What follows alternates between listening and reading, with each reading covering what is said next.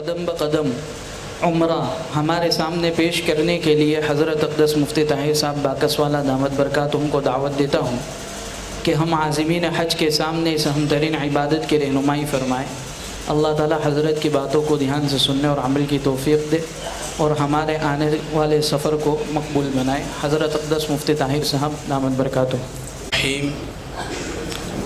الحمد للہ رب العالمین والعاقبۃ للمتقین والصلاة والسلام علی سید الانبیاء واشرف المرسلین سیدنا و مولانا و حبیبنا و شفیعنا محمد خاتم النبیین وعلی آلہ و اصحابہ اجمعین۔ اما بعد فاعوذ باللہ من الشیطان الرجیم بسم اللہ الرحمن الرحیم وَأَتِمُّ الْحَجَّ وَالْعُمْرَةَ لِلَّهِ صدق اللہ العظیم۔ اللہ رب العزت اس آیت کریمہ میں ارشاد فرما رہے ہیں کہ حج اور عمرہ کو اللہ کے لیے مکمل کرو، پورا پورا ادا کرو۔ اس آیت کریمہ کے اندر جہاں ایک طرف اللہ رب العزت کی طرف سے حج کرنے کا حکم دیا جا رہا ہے، عمرہ کرنے کا حکم دیا جا رہا ہے، وہیں ساتھ میں ان دونوں ارکان کو پورا پورا مکمل طریقے سے کمپلیٹلی ادا کرنے کو کہا جا رہا ہے، اور اسی کے ساتھ ساتھ نیت کو صحیح کرنے کی طرف بھی دعوت دی جا رہی ہے۔ اس آیت کا خلاصہ یہ نکلا کہ حج کرنا ہے، مکمل کرنا ہے، عمرہ کرنا ہے، مکمل کرنا ہے، اور یہ دونوں ارکان خالص اللہ کو راضی کرنے کے لیے، اللہ کو خوش کرنے کے لیے کرنے ہیں۔ اللہ تعالی ہم سب کو اس آیت کریمہ پر کما حقہ عمل کرنے کی توفیق عطا فرمائے، اس پر عمل کرنا ہمارے لیے آسان فرمائے۔ ان دونوں اعمال کے جو فضائل اور فوائد ہیں، ان تمام فضائل و فوائد سے ہم سب کو بھرپور حصہ عطا فرمائے۔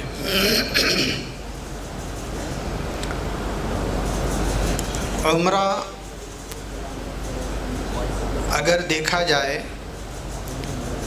تو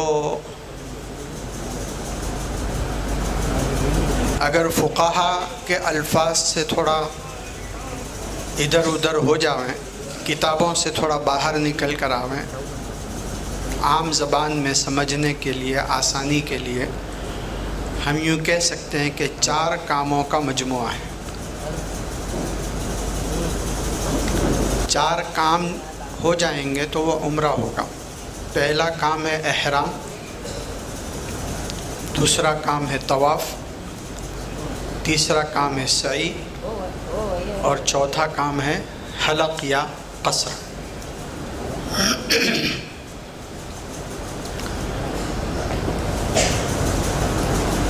سب سے پہلے تو ہم کو احرام باندھنا ہے۔ احرام باندھنے کا مطلب ہوتا ہے نیت کرنا۔ نیت کا طریقہ یہ ہے کہ انسان اپنی زبان سے یوں کہے کہ اے اللہ، میں عمرہ کی نیت کرتا ہوں، عمرہ کا ارادہ کرتا ہوں، تو اس کو میرے لیے آسان فرما دے اور میری طرف سے اس کو قبول فرما۔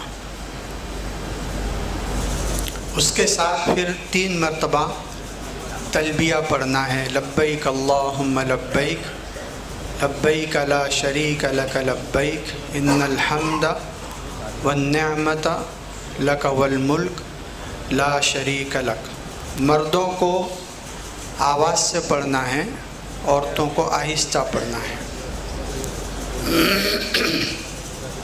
جب اتنا کریں گے، اس سے پہلے ہم کو اپنے سلے ہوئے کپڑے اتار لینے ہیں اور 2 چادریں پہن لینی ہے، ایک نیچے رہے گی، ایک اوپر رہے گی۔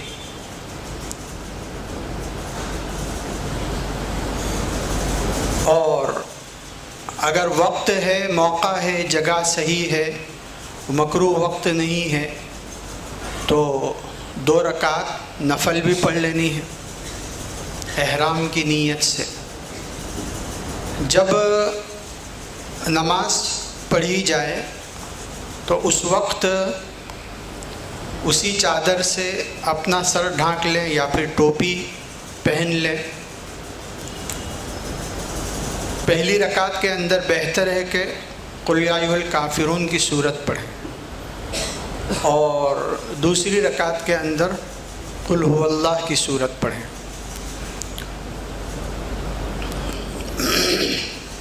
سلام پھرنے کے بعد سب سے پہلا کام یہ کریں کہ چادر سے اپنا سر ڈھانکا ہے اس کو کھول دیں، ٹوپی پہنی ہے اس کو اتار دیں، اور اس کے بعد پھر آپ جو مختصر دعا مانگنی ہے وہ دعا مانگ لیں، اور پھر نیت کریں جو میں نے بتائی کہ اے اللہ میں عمرہ کا ارادہ کرتا ہوں، آپ میرے لیے آسان فرما دیجئے اور میری طرف سے قبول فرما لیجئے۔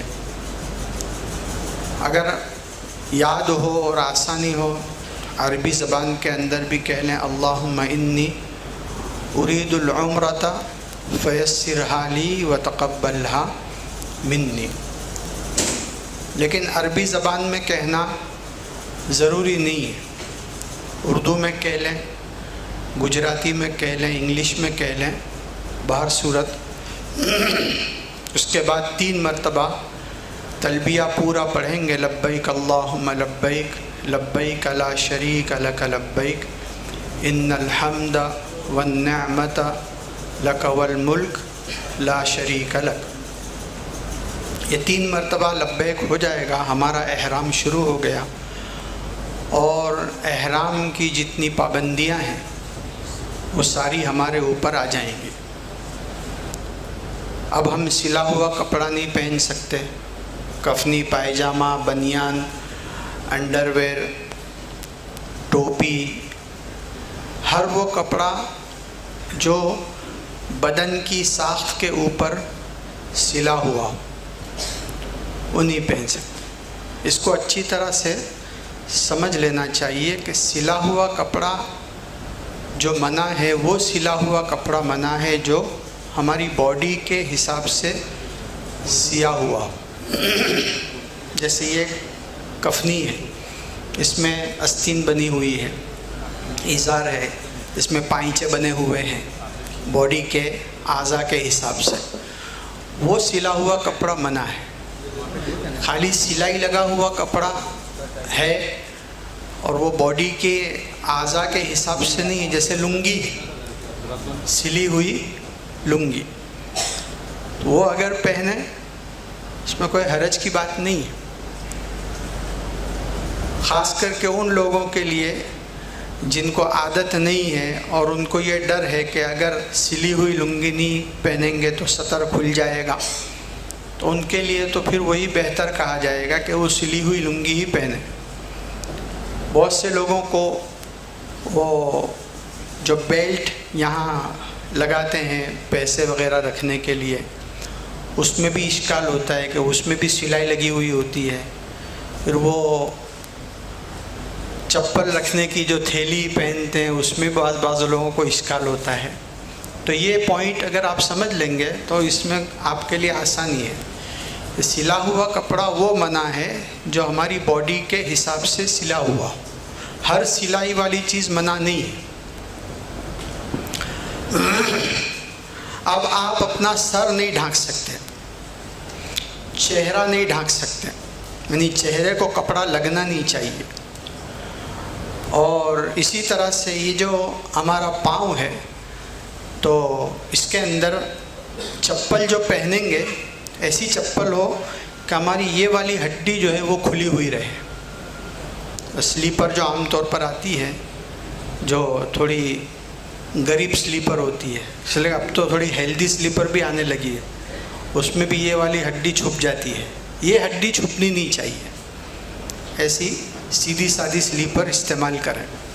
سلیپر کے علاوہ اور بھی کوئی چپل ہے اور یہ ہڈی اس میں کھلی رہتی ہے، اس میں کوئی حرج کی بات نہیں ہے۔ مردوں کے لیے موزے پہننے کی ممانعت ہے، جوتے پہننے کی ممانعت ہے احرام کی حالت میں۔ البتہ عورتیں جوتے بھی پہن سکتی ہے اور موزے بھی پہن سکتی ہے احرام کی حالت میں۔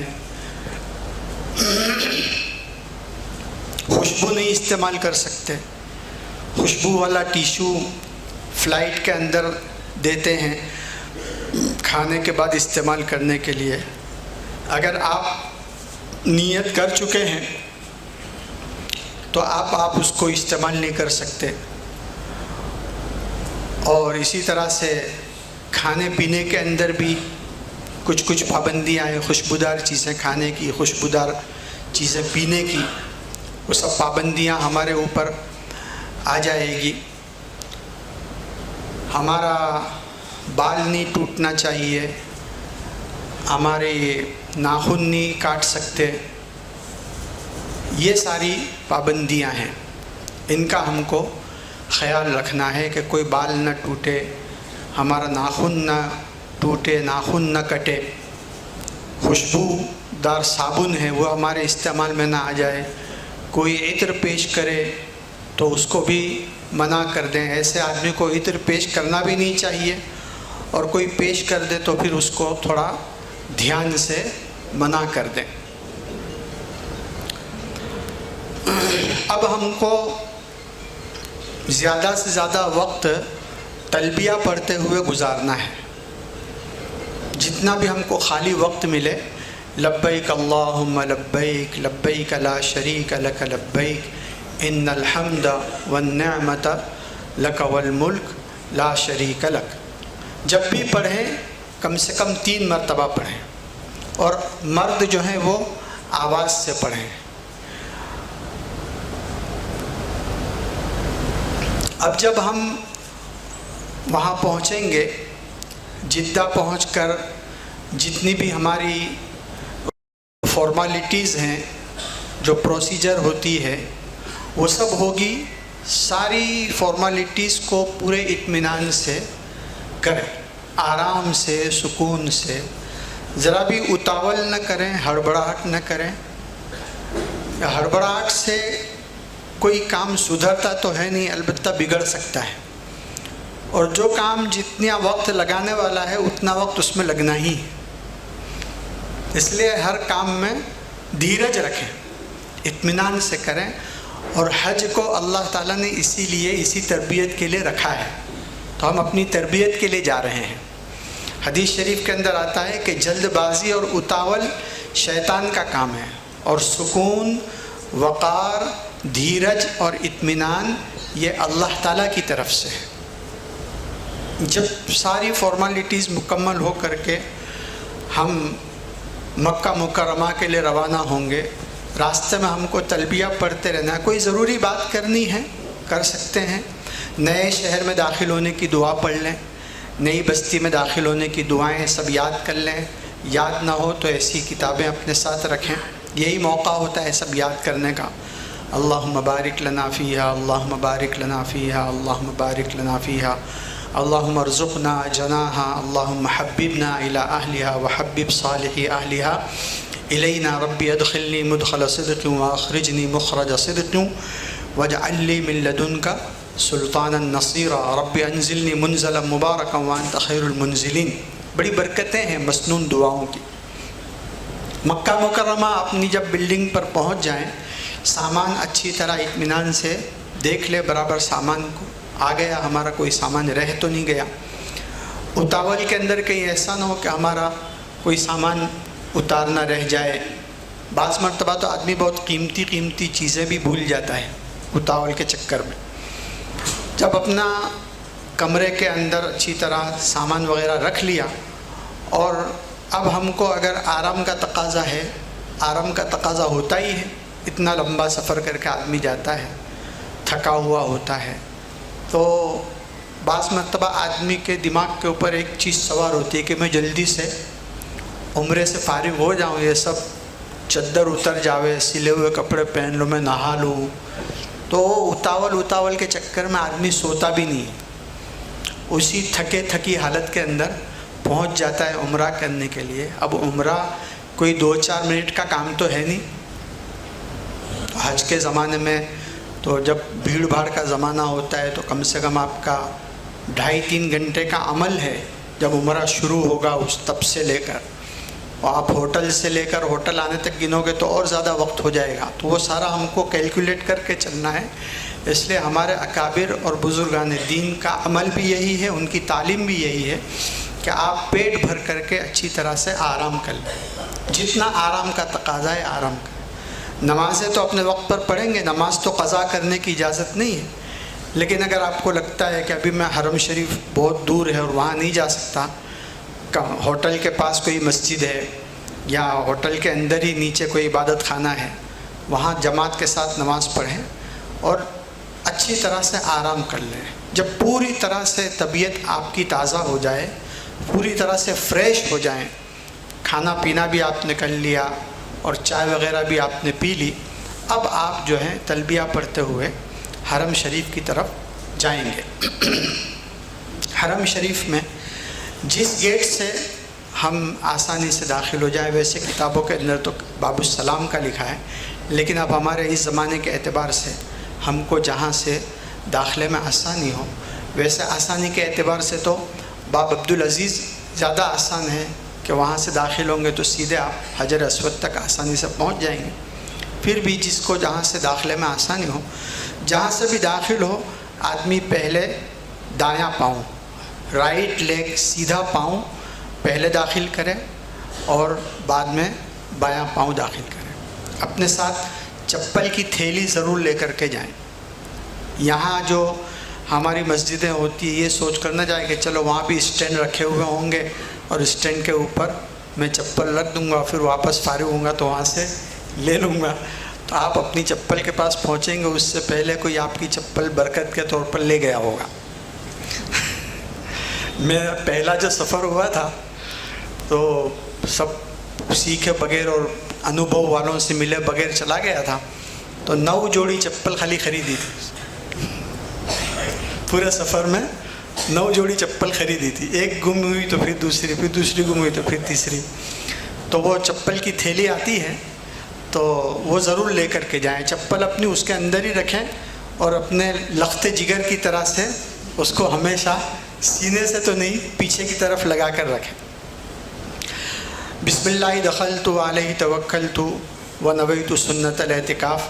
بسم اللہ والصلاة والسلام علی رسول اللہ. اللہم افتح لی ابواب رحمتک.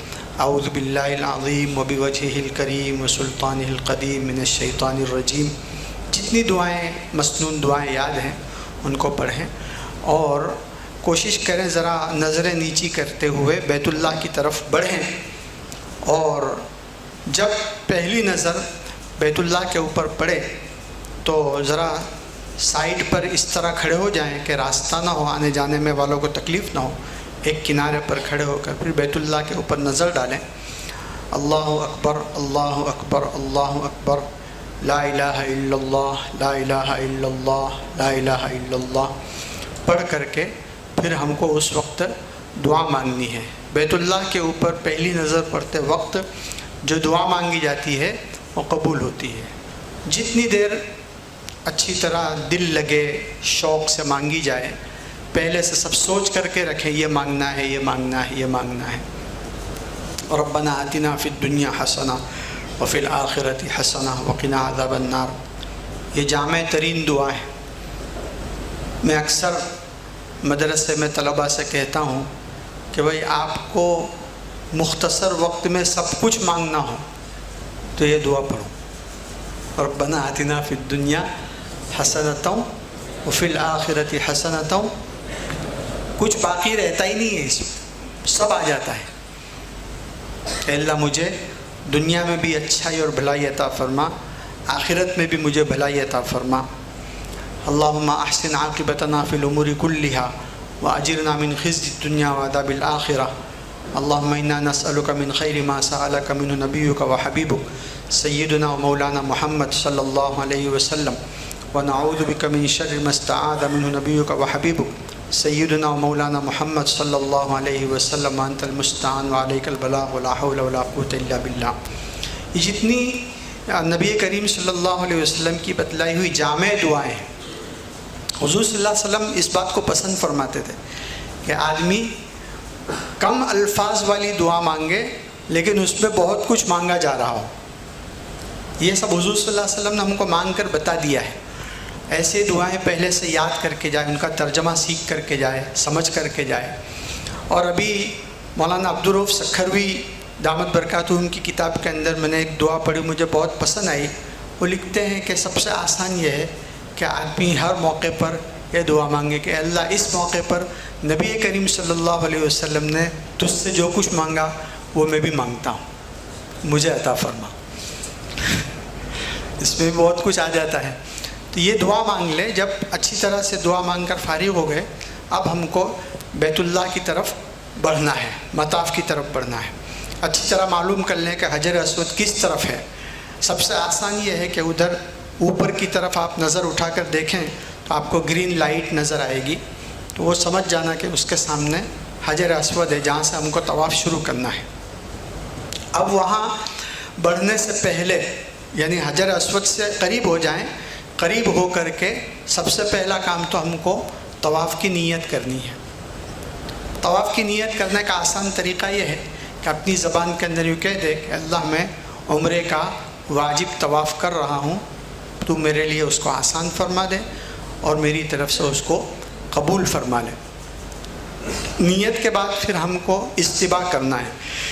استباء کا مطلب یہ ہے کہ جو چادر اوپر والی ہم نے پہنی ہے اس کو یہاں سے دائیں بغل کے نیچے سے نکال کر ڈابے کھبے کے اوپر ڈال دیں، ہمارا یہ والا کھبا کھل جائے، یہ استباء ہے۔ استباء جو ہے پورے طواف کے اندر اسی طرح رہے گا۔ اب ہم حجر اسود کے برابر سامنے آ جائیں، بالکل سامنے، اور سامنے آ کر کے جیسے ہم تکبیر تحریمہ کے لیے ہاتھ اٹھاتے ہیں اس طرح سے کانوں تک ہاتھ اٹھا کر کے بسم اللہ اللہ اکبر لا الہ الا اللہ والسلام علی رسول اللہ اتنا کہہ کر کے پھر اپنا ہاتھ رکھ دیں۔ اس کے بعد پھر حجر اسود کے لیول میں ہاتھ اٹھا کر بسم اللہ اللہ اکبر والسلام علی رسول اللہ کہہ کر کے اپنے ہاتھوں کو چوم لینا ہے، لیکن چومنے کی آواز نہیں آنی چاہیے، آواز باہر نہ آئے۔ اب ہم جو ہے طواف شروع کریں گے، آگے بڑھنا ہے۔ پہلے 3 چکر کے اندر رمل کرنا ہے، یعنی کندھے ہلاتے ہوئے بہادروں کی طرح، پہلوانوں کی طرح سے چھوٹے چھوٹے پگلے لے کر کے ہم کو ذرا تیز چلنا ہے، یہ رمل کہلاتا ہے۔ پہلے 3 چکر کے اندر یہ رمل رہے گا، اور پھر تیسرا کلمہ، چوتھا کلمہ، درود شریف، قرآن کریم کی تلاوت، اپنی زبان میں جو دعا مانگنی ہو، اللہ تعالیٰ کی طرف پوری طرح سے متوجہ ہو کر کے۔ موبائل اس وقت استعمال نہ کریں، ویڈیو اس سے نہ بنائیں، ویڈیو کالنگ نہ کریں، فوٹو وغیرہ نہ بنائیں، فضول باتیں کسی سے نہ کریں۔ ضروری بات اگر کسی سے کرنی ہو تو کر سکتے ہیں، لیکن فضول بات بالکل نہ کریں۔ اللہ تعالیٰ کی طرف متوجہ ہو کر کے، وہ دعا کی قبولیت کی گھڑی ہے، دعا کی قبولیت کا وقت ہے، اطمینان سے دعائیں مانگتے، دعائیں پڑھتے ہوئے نہیں بلکہ دعائیں مانگتے۔ بعض لوگ جو ہیں وہ رٹے رٹائے الفاظ جو کوئی بلوا رہا ہوتا ہے، زور زور سے شور کر رہے ہوتے ہیں، اس سے دوسروں کا بھی طواف خراب ہوتا ہے۔ اس طرح کا کوئی کام نہ کریں جس سے کسی کو تکلیف ہو، نہ ہم کسی کو دھکا ماریں اور نہ کوئی دعا اس طرح زور سے پڑھیں کہ اس کی وجہ سے دوسرے کا طواف خراب ہو۔ کسی کا دھکا لگ جائے تو غصہ بھی نہ ہو اس کے اوپر، تو ہم تو تربیت کے لیے جا رہے ہیں، برداشت کریں خندہ پیشانی سے۔ اور نظریں نیچی رکھ کر کے ہمارے پنویل والے جو ہمارے حاجی شکیل صاحب ہیں، ان کی نصیحت تو یہ ہوتی ہے کہ اتنی نظریں نیچی رکھو کہ آپ کی نظر جو ہے آپ کے قدموں کے اوپر ہے طواف کے دوران، اس لیے کہ اس میں بد نظری کے ایسے مواقع ہوتے ہیں کہ بازار میں بھی اتنی بد نظری آپ نہیں کر سکتے جتنی وہاں ہو سکتی ہے۔ کہنے کو آپ حرم میں ہیں، مطاف میں ہیں، لیکن اگر نگاہوں کو بچانے کا اہتمام نہیں کریں گے تو پھر گڑبڑ ہو جائے گی۔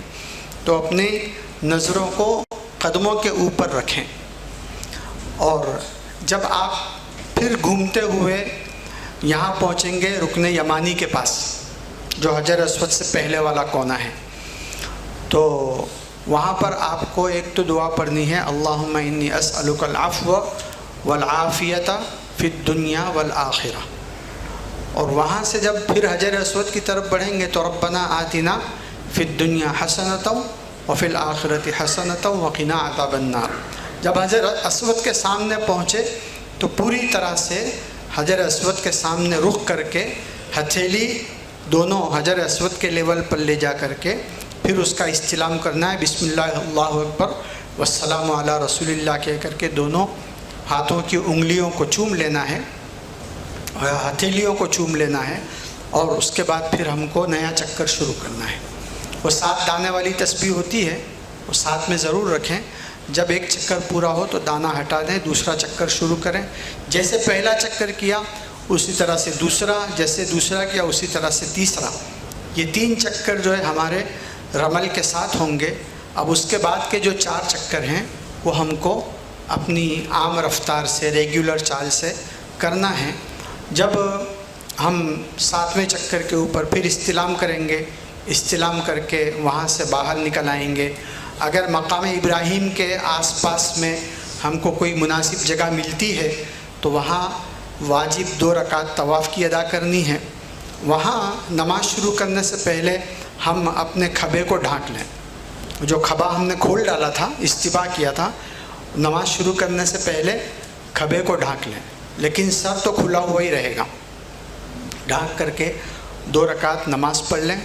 بہتر ہے کہ پہلی رکعت میں قل یا ایھا الکافرون، دوسری میں قل ھو اللہ احد۔ سلام پھیرنے کے بعد پھر ہم کو دعا مانگنی ہے، مختصر دعا، لمبی دعا، جیسا موقع، جیسا ہماری طبیعت کی بشاشت، دعا مانگ کر کے پھر قریب میں زمزم ہوگا، وہاں زمزم جا کر کے اطمینان سے پیٹ بھر کر کے پی لیں۔ اگر ملتزم پر حاضری کا موقع ہو، ملتزم پر جا کر کے اس سے چمٹ کر دعا مانگ لیں، وہ بھی دعا کی قبولیت کی ایک جگہ ہے۔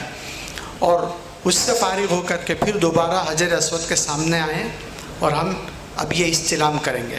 یہ سعی کا استلام ہے، یہ 9واں استلام ہوگا۔ وہاں سے استلام کر کے اب ہم کو صفا کی طرف جانا ہے۔ صفا کے اوپر جائیں گے تو اگر ہم کو بیت اللہ نظر آتا ہے تو ٹھیک ہے، اگر بیت اللہ نظر نہ آتا ہو تو بیت اللہ کی طرف منہ کر کے سب سے پہلے ہم یہاں پر بھی نیت کریں گے، اے اللہ میں عمرے کی واجب سعی کرنے جا رہا ہوں، شروع کر رہا ہوں، آپ میرے لیے آسان فرما دیجئے، اس کو میری طرف سے قبول فرما لیجئے۔ اللہ اکبر اللہ اکبر اللہ اکبر، لا الہ الا اللہ لا الہ الا اللہ لا الہ الا اللہ۔ اس کے بعد پھر ہاتھ اٹھا کر کے ہم کو یہاں پر بھی دعا مانگنی ہے، اطمینان سے، جتنی دیر دل لگے، دھیان سے۔ یہ بھی دعا کی قبولیت کی ایک جگہ ہے۔ جب دعا سے فارغ ہو جائیں اب ہم کو مروہ کی طرف بڑھنا ہے۔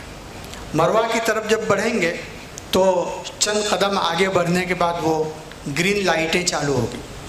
گرین لائٹیں جو چالو ہوتی ہے اس سے 6 ہاتھ پہلے سے ہم ذرا دوڑنا شروع کریں، آہستہ آہستہ، بہت تیز دوڑنے کی ضرورت نہیں ہے، مردوں کو آہستہ آہستہ دوڑیں۔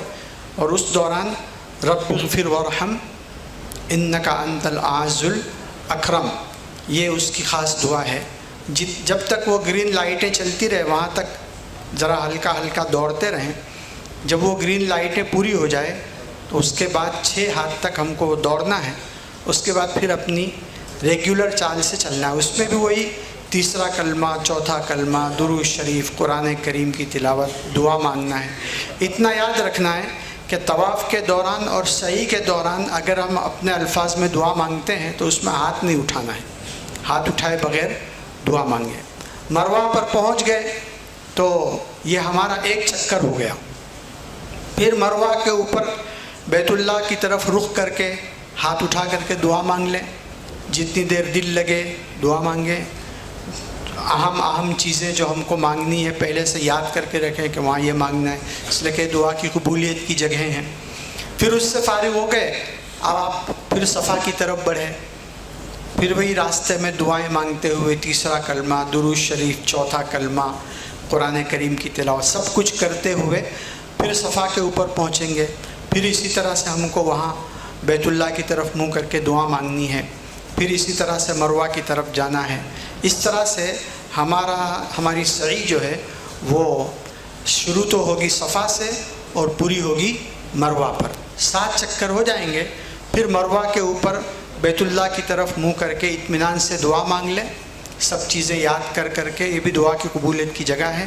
اس سے فارغ ہو گئے، اب ہم کو مطاف کی طرف بڑھنا ہے، اور مطاف میں اگر کہیں سکون کی جگہ مل جائے تو وہاں بھی 2 رکعت پڑھنی ہے۔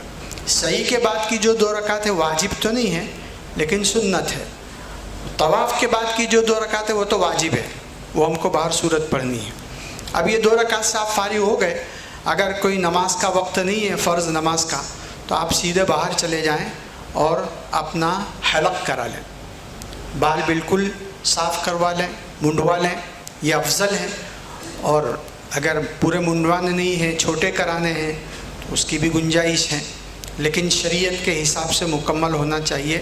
وہ کسی کی دیکھا دیکھی جو ہے ایسا نہ ہو کہ ذرا سے 2-4 بال کٹوا لیے اور ہم نے سمجھ لیا کہ چلو ہمارا کام ہو گیا ہے، ایسی بے احتیاطی نہ کریں، ورنہ بڑے بڑے مسائل پھر کھڑے ہوں گے اس کی وجہ سے۔ اتنے دم لگیں گے کہ دم دیتے دیتے دم نکل جائے گا ہمارا، اس لیے ذرا بھی بے احتیاطی نہ کرے۔ ویسے بھی گرمی کی سیزن ہے، جتنے ٹلی ہو جائے وہ اچھا ہی ہے، سکون کا ذرا احساس بھی ہوگا آپ کو۔ وہاں ماشاءاللہ وہ پنکھے کے ساتھ پانی بھی وہ لوگ پھینکتے رہتے ہیں آسانی کے لیے۔ یہ عمرہ ہے، اس کا خلاصہ ہے۔ اللہ تعالیٰ سے دعا کر لیں کہ اللہ تعالیٰ ہمارے عمرے کو قبول فرمائے، آگے کے جو مسائل ہیں اللہ تعالیٰ ہمارے لیے آسان فرمائے۔ پھر جتنا وقت جو ہے ہم کو فارغ ملے، خالی ملے، اس میں ہم کو زیادہ سے زیادہ طواف کرنے ہیں، نفلی طواف کریں، آرام بھی ساتھ میں کرتے رہیں، اپنی طبیعت کا بھی خیال رکھیں۔ جوش میں آ کر اتنی عبادتیں بھی نہ کر لیں، اتنے طواف بھی نہ کر لیں، اتنے عمرے بھی نہ کر لیں کہ آگے جا کر کے حج کرنا مشکل ہو جائے۔ اچھی طرح سے شیڈیول سیٹ کر کے سب چیزوں کا ٹائم ٹیبل بنا لیں، ٹائم ٹیبل کے حساب سے چلیں۔ اللہ تعالیٰ سے آسانی کی دعا کرتے رہیں، اللہ تعالیٰ ہم سب کی مدد فرمائے، آسانی فرمائے۔ اگر کوئی بات رہ گئی ہو یا غلط ہو گئی ہو تو ہمارے مفتی صاحب موجود ہیں، میری درخواست ہے کہ اس کو صحیح طریقے سے بتا دیں۔ اللہ تعالیٰ جزائے خیر عطا فرمائے۔ وآخر دعوانا الحمدللہ۔